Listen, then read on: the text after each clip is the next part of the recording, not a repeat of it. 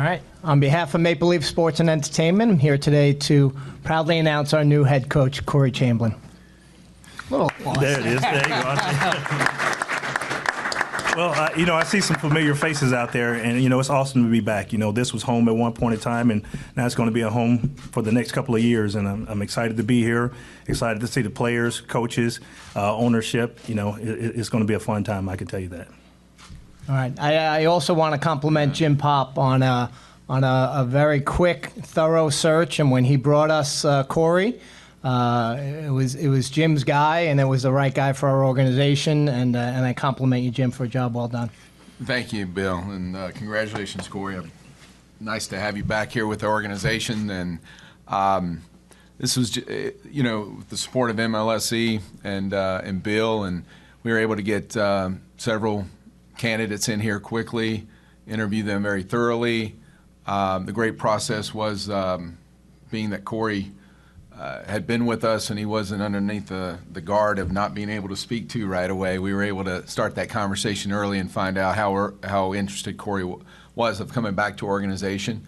Fortunate enough for us that that process moved very smoothly, and as we went through the interview, it was very nice to know that we were able to get a familiar face back with us, and that knows everyone in the room, and it's going to be a great leader for us. So again, very happy to have Corey part of our process, but him to be the next head coach of the Toronto Argonauts, and again, congratulations. Thank you very much. So, yeah. All right. You want to say a word? No, I'm good. No, like I said, once again, I'm excited. If throughout this process, it was a thorough process. When Jim reached out to me, it was a deal to where, I'd been here before, we won a championship, and, there were some mixed feelings just because of how, I do value the leadership that was here in place before me, and, like anything else in this business, transition happens, and now it's a new opportunity, it's a new season, and, it's time for us to move forward. Once again, like I said, I'm very thankful to everyone that, allowed this and made this happen. We'll open up the floor also, in case you're looking to fill out your stories, we have 3 players here that are available afterwards. James Wilder Jr. is here, the running back, and 2 members of the defensive secondary who played under Coach Chamblin when the Grey Cup was won 2 years ago. Alden Darby Jr. is here, and Matt Black is here. So I open up the floor to questions. Frank? The first question I guess I want to ask is, you're the first coach hired under this non-player coaching cap. There's a question for both you and Jim, Corey. What effect did that have, and how did this process change for you? I know you've only been a coach once before, but yes, with the new coaching cap, it's something new in place, and like anything else, you have to look at it. You have to be able to adjust. There was a CFL structure before, now there's a new CFL structure, so you just have to abide by it. It's not whether we like it or not. It has nothing to do with that. Here's the new structure, and this is what we have to abide by and go forward and make it work. Yeah, and that's, Corey elaborated too. I've been in the league as long as I have. There's always been restraints and how you can do things, and whether they're hard caps, soft caps, internally you have them. You always have a budget every year. It's just another budget. And the tricky part maybe that we had in this situation was that we had coaches that were still under contract, that it's not like Corey comes in and all of a sudden it's a clean house and he can actually structure the contracts of the coaches exactly the way he wants to do it. But the other side of that is Corey probably was the perfect choice, because several of the coaches that are under contract, he had a lot to do with bringing them here. And so it made the process a little easier. And as we go through it, we talked through that. It was a major part of it, and he's very comfortable moving forward with where we are in our cap. For Corey and Jim, Corey, everyone remembers 2013. You won a great as a head coach. Yeah. You also had, I know, some input in the makeup of that team. How are you going to work with personnel decisions alongside Jim? Well, Jim and I, we've had conversations about that. There's no doubt about it that in terms of personnel, different things that, I'm a hands-on coach, but it just determines whether it's one hand or two hands, And what I mean by that is Jim, he's a phenomenal, talent evaluator. Every team he's been on has been stacked with talent. So that's something that I don't have to worry about. It's not so much as me picking the talent. I won't do that. It's just about us sitting down on a day-to-day basis saying, hey, this is the best roster that we can put on game day to feel the best result. So that's the way we see this working. And again, working together with the head coach, you always collaborate. Every week, It's been that way the past 2 years here, and every team I've ever worked for, I collaborate with the head coach. And the bottom line is to try to give the head coach and let him play with the people he wants to play with every week, and that's always the goal. Has it been determined whether you'll be defensive coordinator as well? Oh, yeah, I'll be the defensive coordinator.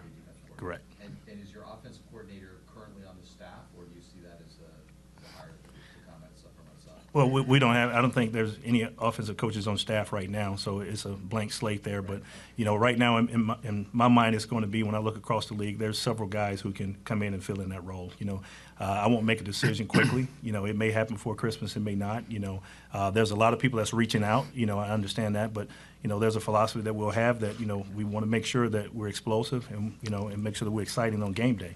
So there's a lot of things that's going to go in that. You know, in the next couple of days with a couple of hires in this league, there's going to be some different pieces moving around, and it's going to be the best fit to get the guys where they need to be on game day. And Corey, who's your starting quarterback? Who's our starting quarterback? You know, when we look at that position right there, you know, you can look at those guys. We have two young guys on the roster right now, and those guys have shown some things last year to where they've shown that they can be elite in some games, and then there's other games where they have not. You know, and I think they would agree with that. So for me to sit and name a start of the day, I can't do that. You know, and I think that's fair to them. That and that's fair to the organization and fair to the players around them that, hey, we're going to start from ground one and we're going to earn everything that we have.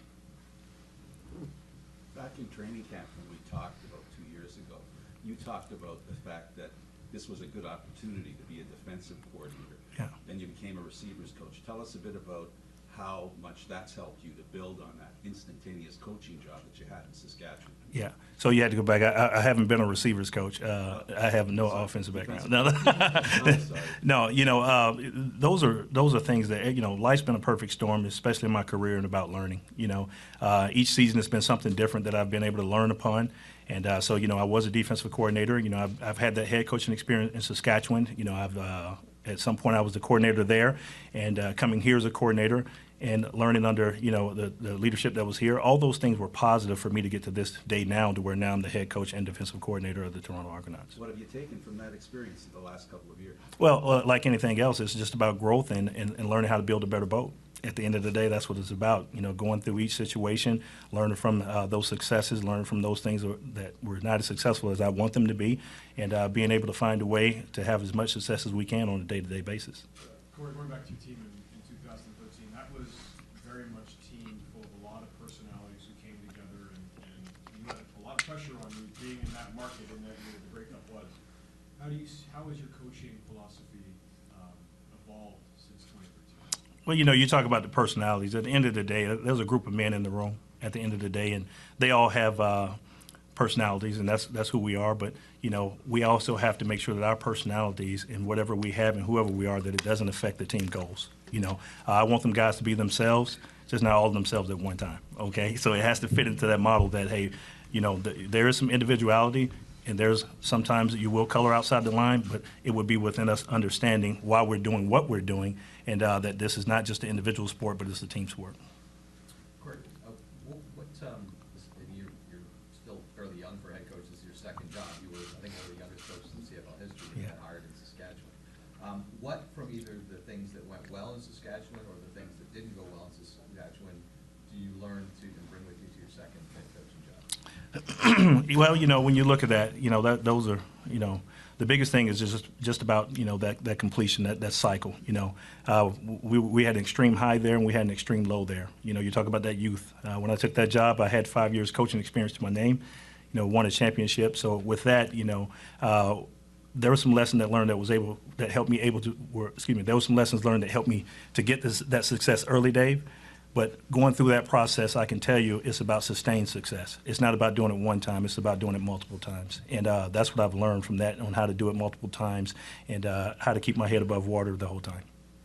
Corey, do you see yourself having a role in the success of the franchise aside from on the field, like selling the team, marketing the team, helping with that side of the team?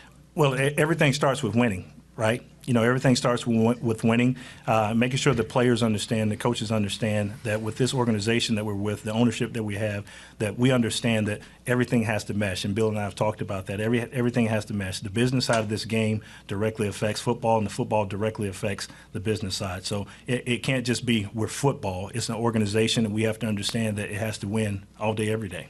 So I'll definitely do the things that's needed to first put that product on the field. Secondly, to make sure that the players understand that we have to be in the community. We have to be, have our faces there, and we have to be able to draw a crowd.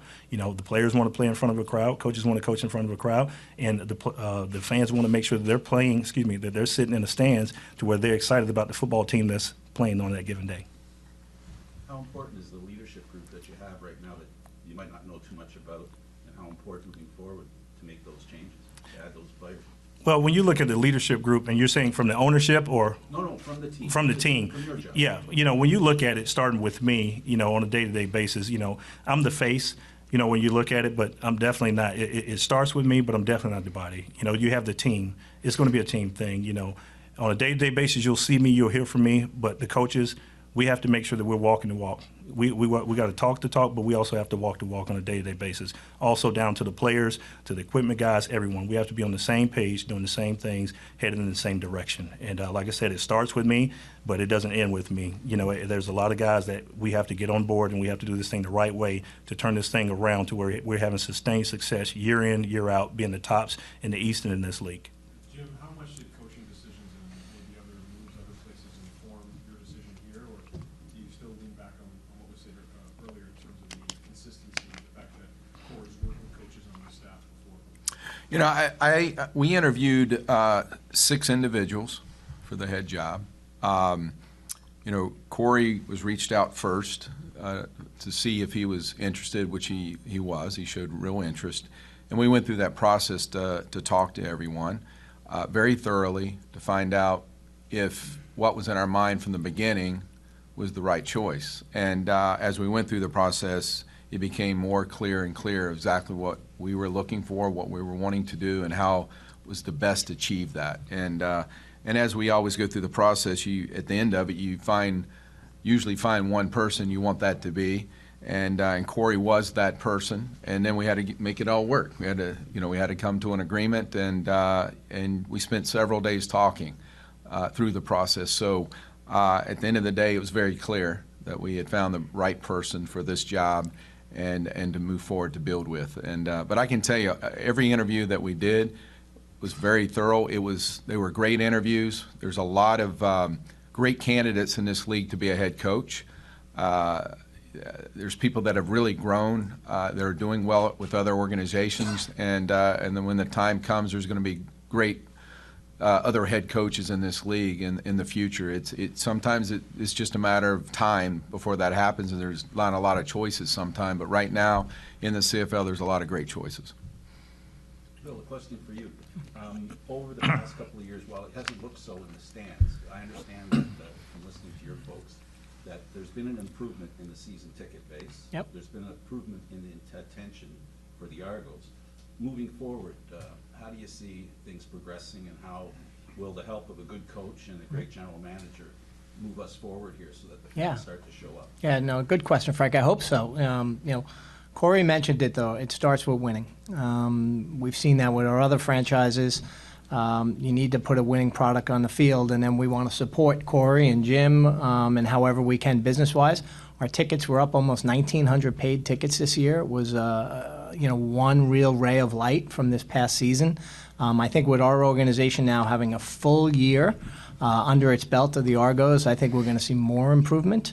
And, I told Corey and Jim, I don't see a reason why we can't be playing in front of 18, 20,000 people a game and have a winning football team. And that's, I think, the commitment our organization has.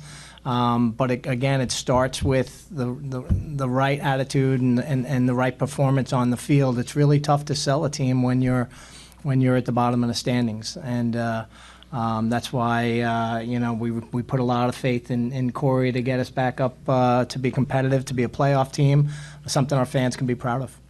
Corey, one of the biggest problems we had was winning at home here. Yeah. We can change that. we plan to change that. That's a mindset. You got to be able to defend your home turf first. And like I said, that's a mindset. It's all about a mindset. Each and every game, that's what you have to do. You have to be able to win on the road as well. So it's out there, and we can get it done. Corey, can you share with us just a little bit about your decision to step away from the CFL and Yeah. what you were doing at the University of Arkansas, and also what maybe obvious, but just did you go away thinking you would come back, or did this opportunity? Is this the thing alone that brought you back? The first thing I would tell you is, you talk about the decision to step away. When you look at this opportunity to go to the NCAA, NFL, whatever it is, and for me, it was a personal choice. I'd been in the CFL for 10 plus years, and I've had some success. And I wanted to see what it was like in the NCAA, especially with the way, my age, I still had some time. I said, let me see and let me make my mind up. The thing that I wouldn't ever want to do is get in a situation and always wonder. And after going to the NCAA, I understand the NCAA, and I just be quite honest, it was a good, a good time. But the CFL is an exciting brand of ball, and so sometimes you can only realize things when you step away. So with me being able to step away and come back here, I'm excited about the opportunity today.